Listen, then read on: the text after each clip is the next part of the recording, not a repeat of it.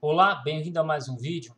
Na verdade, um amigo me mandou um áudio que eu achei muito interessante, que é esse aqui, ó. Que eu estava pensando. Na verdade, eu acredito que a pergunta correta que eu devo lhe fazer, eu acho que qualquer pessoa deve fazer nesse caso, né? Quando o que realmente importa, no fim das contas, o que realmente importa para alguém que tem o objetivo de traduzir, né? Para alguém que tem o objetivo de traduzir o texto grego, traduzir. O que importa mais é ter conhecimento das palavras no dicionário, o conhecimento, saber interpretar o texto. A pronúncia, nesse caso, não importa tanto, né? Mesmo que a pessoa, entre aspas, pronuncie errado, o que importa é entender o texto, é isso? Bom, esse aqui, quem me mandou esse áudio foi o Costa Matheus, o Matheus Costa. Ele está sempre compartilhando, conversando aqui nas minhas lives. É um cara que está inscrito há muito tempo no meu canal, gosto bastante dele. Ele sempre faz perguntas bem interessantes. Primeiro, falar errado o grego. A gente tem que evitar falar errado, a gente tem que tentar ler o mais correto possível. Existem algumas diferenças de pronúncia que não interferem na leitura, mas aí vai depender de como cada um lê. Por exemplo, o cri, que parece um X, que tem um som de KR, né? Alguns vão pronunciar ele cri, outros vão pronunciar ele ri. Então, por exemplo, quando a pessoa fala Christos ou Christos, eu falo Christos. A parque, a parre, aí você tem diferença de pronúncia, entende? Então aí você tem variação de leitura, então não influencia. Agora, ler errado, aí tem que tomar cuidado. Ler as consoantes, formar as sílabas errado, aí não. Aí você tem que estudar, iniciar o estudo certo para fazer certo. Perfeito? Você tem que ler certo para falar certo, tá? Ok? Você não vai falar grego com muitas pessoas, você que assiste esse vídeo, mas isso é importante, essa informação. Caso você tenha que transmitir para alguém, ou você lide com alguém que é mais chato, aí, meu amigo, é foda. Aí é foda, aí é osso. Mas a pergunta dele é muito relevante. Ah, eu quero traduzir o texto. Eu tenho que saber o significado das palavras no dicionário ou eu tenho que saber interpretar o texto? Eu acho que essa é a pergunta que é a chave de ouro e a dúvida de qualquer um. Bom, inicialmente, qualquer pessoa que iniciar um estudo de grego comigo, ela vai aprender o significado básico das palavras. Ponto. Não tem como. É impossível. Como é que você vai traduzir um texto que você não saiba o significado básico de uma palavra? Por mais que essa palavra signifique 15 coisas, você tem que saber pelo menos um ou dois significados dessa palavra. Tá entendendo? Por quê? Porque, cara, se você não sabe o significado básico da palavra, como é que você vai entender o texto? No português é assim, no inglês é assim, no francês é assim. Você olha um texto em japonês e você não entende porcaria nenhuma, porque você não conhece as palavras. Porque se você conhecesse 50% das palavras que aparecem no texto, você já conseguiria fazer alguma tradução. Entende? Então toda tradução depende essencialmente do conhecimento das palavras dentro do dicionário. Ponto. Agora, para um tradutor, eu quero então ser um tradutor. Então é importante eu conhecer apenas o significado da palavra no dicionário, já não é tão suficiente. Por quê? Quando você conhece o significado básico da palavra, você já começa a conseguir fazer tradução. Porque a maior parte das palavras do Novo Testamento, elas têm elas são simples. Você não tem problema de tradução do Novo Testamento em 90% dos casos. No 90% dos casos não existe erro. Todas as traduções concordam em 90% dos casos. Mas os outros 10, Adolfo?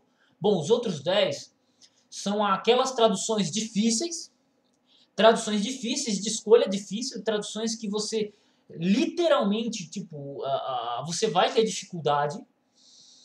Você vai ter traduções que são. Você vai ter variáveis traduções, então não é que ela seja uma tradução difícil, mas cada tradução vai fazer de um jeito, porque a palavra grega, o contexto grego ali, vai poder dar essa envergadura, dar essa abertura, porque o grego tem essa envergadura.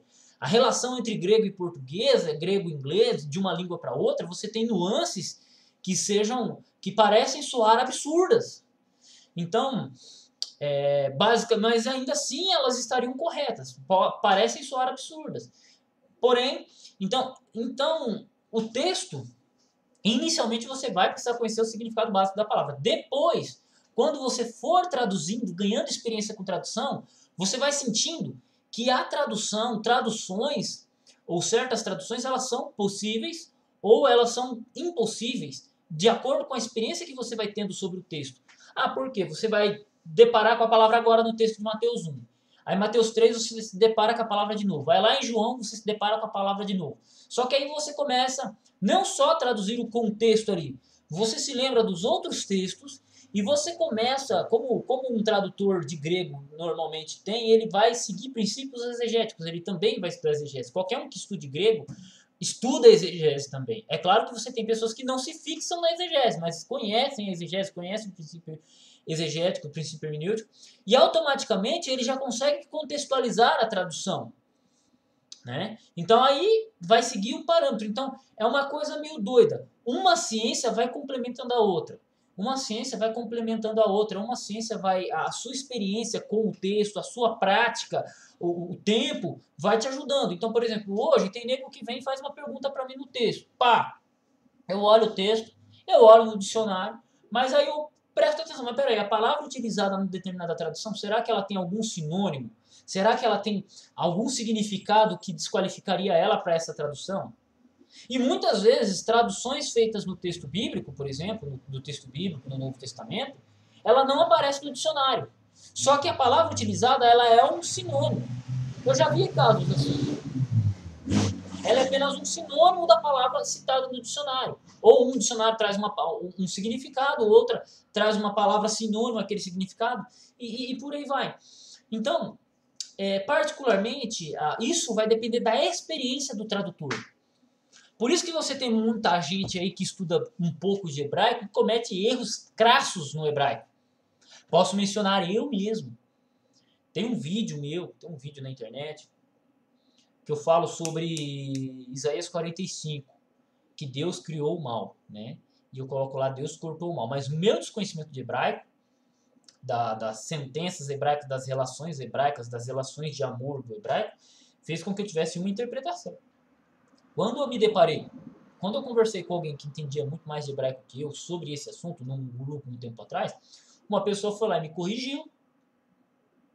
Aí eu olhei e falei, pô.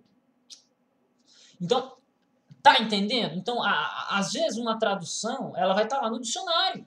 Mas aí você vai ter que entender qual é o contexto. E aí que é osso. Aí é osso na tradução bíblica. Aí você vai entender o contexto em que ela está sendo aplicada. Tá entendendo? Então é experiência do tradutor. Tá? É a experiência do tradutor. Então, você pega um cara que estuda grego há 10 anos e você pega um cara que começou a estudar grego ontem. Quem que você acha que vai errar mais em umas traduções? Quem que você acha que vai errar mais? Quem você acha que vai cometer mais equívocos? Quem começou ontem. Tá entendendo? E quem está há 10 anos já conhece muitas palavras, já leu muitos textos, já traduziu muitos textos, já respondeu muitas perguntas, já errou bastante. E essa experiência faz com que ele acerte. Já leu muitas gramáticas. Entende? Então, já mudou muito de posicionamento, já aprendeu muita coisa. E já apanhou muito. Então não pense você que você vai ser um gênio. Não estou falando de você, Costa, mas quem assiste. Não pense que você vai ser um gênio que pegar o texto grego na primeira vez, vai olhar o texto, vai traduzir ele e vai estar correto. Porra, esquece isso. O estudo da língua bíblica, das línguas bíblicas, tanto do grego quanto do hebraico, e para qualquer língua, ela vai te colocar no lugar que você está, que é o lugar que você não sabe porcaria nenhuma e que você precisa ter humildade para aprender. E aí você vai apanhar muito. E muita gente não gosta disso. Muita gente não gosta de olhar para uma coisa e falar assim, eu não sei isso. Como é que eu resolvo? Muita gente não gosta de estar nessa posição. Isso é fato, isso é verdade. Por que você tem poucas pessoas aí que sabem falar inglês fluentemente? Por que tem poucas pessoas que sabem falar francês fluentemente como segunda língua? Por que você acha que tem poucos teólogos que conhecem relativamente, intermediariamente, grego e hebraico? Por que você acha? Porque o cara olha para o texto grego.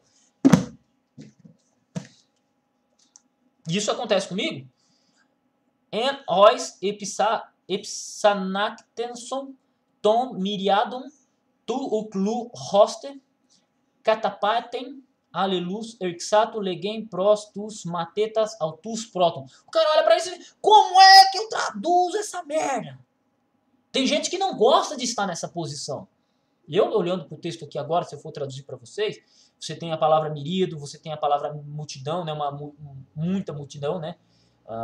Você tem aleluia, uns e outros, né? Você tem no, róis, os, né, aos, das miríades e tal. Então aqui eu levo um tempo para traduzir. Mas tem gente que olha para o texto, ele acha que ele tem que olhar para o texto em grego e já traduzir de primeira, e aí ele entra em desespero. E por isso que você tem pessoas que não conseguem aprender, porque ele fica desesperado, ele não consegue ter a maturidade emocional de falar, não, pera, vamos com calma, vamos traduzir esse texto aqui com calma. E passar 1 hora, 2 horas olhando para o texto, traduzindo, indo para o dicionário, indo para a gramática, cometendo erro, procurando, se matando para achar qual o verbo que está aqui aplicado, qual é o tempo verbal, como que é melhor traduzir o tempo verbal. Tem gente que não tem a maturidade, não tem o culhão para fazer isso. E aí você tem boa parte dos teólogos estudando teologia sistemática, estudando, olhando 10 versões bíblicas. Olhando 10 versões bíblicas, porque para ele olhar para o texto grego e falar, não, pô, mano, eu não entendo porcaria nenhuma, ele não tem essa humildade, ele não tem essa capacidade emocional de olhar para um texto que ele literalmente desconhece. Então ele prefere olhar para 10 traduções bíblicas. Ele prefere olhar na Bíblia de estudo do pastor da igreja dele. Ele prefere pegar a Biblinha de estudo lá dele, olhar e falar, tá. Tá entendendo? Então é esse que é o ponto. Esse que é o ponto. Então, a tradução bíblica, ela vai depender muito da experiência e da capacidade emocional do tradutor. Vai depender muito da capacidade emocional do tradutor. E quando eu digo capacidade emocional, é essa capacidade de olhar para o texto e olhar para o texto e olhar para a pessoa que está na frente dele, para a câmera, seja lá o que for, e falar assim, mano, eu tô tendo dificuldade de traduzir isso aqui. E gastar tempo. Que seja um simples verso, mas gastar tempo. Porque senão, esse tipo de pessoa, a pessoa que não tem essa capacidade, ela sempre vai depender do outro. Sempre vai depender do outro. Mas sempre. E isto é ruim. Isto é ruim para um pesquisador. Isto é ruim para um teólogo. Isto é ruim. Aí o cara vai preferir estudar arminianismo e calvinismo, porque isso aí dá mais... Ele precisa usar menos o cérebro, ele precisa usar menos. Aí ele vai ficar discutindo calvinismo e arminianismo com o povo na internet. É isso. Ele vai preferir discutir sábado. Ele vai preferir discutir doutrina. Ele vai preferir falar mal da igreja dos outros. Ao invés de simplesmente olhar para o texto grego, olhar para o texto hebraico e falar: pô, Deus, eu não sei, velho. Me dá uma força. Entendeu? Porque o cara tem que ter culhão. Tem que ter culhão. E desculpa se eu estou usando uma palavra aqui, uma palavra forte, mas essa aqui é a arte do insulto, tá? O cara tem que ter culhão. Tem texto que eu vou traduzir, cara, que eu levo horas. Levo horas. Né? Se alguém faz uma pergunta rápida para mim, eu dou uma olhada no interlinear, tal, depende, mas quando eu vou fazer meu estudo, eu levo horas. Tenho dificuldade, tenho que pedir ajuda. Eu estou estudando grego há um pouquinho de tempo já. Entendeu? Eu dou aula de grego. Então, é isso. Tudo tem a ver, você que assiste esse vídeo, e essa pergunta é muito relevante do Costa, agradeço, Costa, tudo tem a ver com a capacidade emocional de tradução. E isso leva tempo. Mas, inicialmente, para quem está iniciando o estudo da tradução do Novo Testamento, precisa sim conhecer as palavras ditas no dicionário, mas com a experiência que ele vai adquirindo ao longo do tempo, ele vai conseguir traduzir o texto. E muitas vezes ele não vai nem precisar de dicionário, porque depois que ele consegue alcançar 80% de compreensão de palavras, ele bate o olho num texto grego, ele tem 80% das palavras memorizadas, e já tem algumas regras gramaticais também na cabeça, ele olha para o texto, ele já consegue traduzir, e as palavras que ele não conhece o significado já se encaixam no próprio contexto, e aí ele já começa a adivinhar ele já consegue até adivinhar a tradução que vai vir. Primeiro, pelo conhecimento da Bíblia em português. Segundo, pela própria prática. Né? Então, aí ele vai abrir um dicionário, ou vai pegar um estudo, vai fazer uma análise exegética, simplesmente para reforçar, para dar continuidade no estudo. Então, tem vários fatores. Mas o que eu espero de você que assiste esse vídeo é isso. É que você tenha paciência. que você tenha humildade, entendeu? De reconhecer que você vai olhar muitas vezes, e nos primeiros anos de grego, você vai olhar e vai falar assim, velho, não dá para traduzir isso aqui, mano. Tô com dificuldade. Você tem que reconhecer isso aí, porque se você não tiver essa capacidade de reconhecer de que você não tem essa capacidade, você nunca vai conseguir. Nunca. Nunca. Por exemplo, tem nego que se vir perguntar, Adolfo, levou quanto tempo você traduzir seu primeiro verso bíblico total? Tipo assim, você foi lá e traduziu. Eu acho que eu levei uns 3 anos, cara. Uns 3 anos. Um verso. Mas tem versos tão simples, Adolfo, que você vai lá, pega assim e traduz. Mas assim, tipo assim, um texto que eu quis pegar, assim, eu vou pegar esse texto aqui e vou traduzir. Velho, eu levei pelo menos uns 3 anos. Primeiro, porque eu não tive professor. Segundo, eu não tive quem me direcionou. Terceiro, eu não sabia por onde começar. Tá entendendo? Então, eu levei 3 anos. Aí você tá achando que você vai começar a aprender o alfabeto hoje, vai saber fazer exegese amanhã? Esquece. Humildade acima de tudo. Humildade acima de tudo e paciência. Maturidade emocional. E, por último, culhão, cara. Você tem que ter culhão. Não é pra moleque isso aqui. Isso aqui não é pra preguiçoso. Né? Estudo da Bíblia Sagrada não é pra preguiçoso. Não é pra preguiçoso. E aí eu volto. E aí você tem essas pessoas com essa dificuldade emocional. E você vai ver ela só lê em português. Ela não lê um texto em inglês, ela não lê um texto em espanhol, ela não lê um texto em francês. Eu não vou falar alemão porque eu tenho que aprender alemão também, mas o cara precisa fazer uma pesquisa numa área específica. Ele tem que se arriscar alemão, o grego. Então, pessoas que desistem, que não têm essa capacidade que eu estou falando para você de olhar para o texto e simplesmente dizer eu não sei porcaria nenhuma, ele vai ter uma trava em todo o conhecimento. Aí ele vai discutir teologia com o cara da esquina. Vai discutir Bíblia com o cara da esquina. Aí ele toma pau, toma porre. Tá entendendo? Toma porre. Toma porre. Tá entendendo? Então, o que eu estou falando aqui para você é que o estudioso da Bíblia, que o teólogo, o cara que quer falar assim, eu sou teólogo, eu sou bacharel em teologia, ele tem que ter peito de ferro. Ele tem que ter culhão de ferro para aguentar o chute.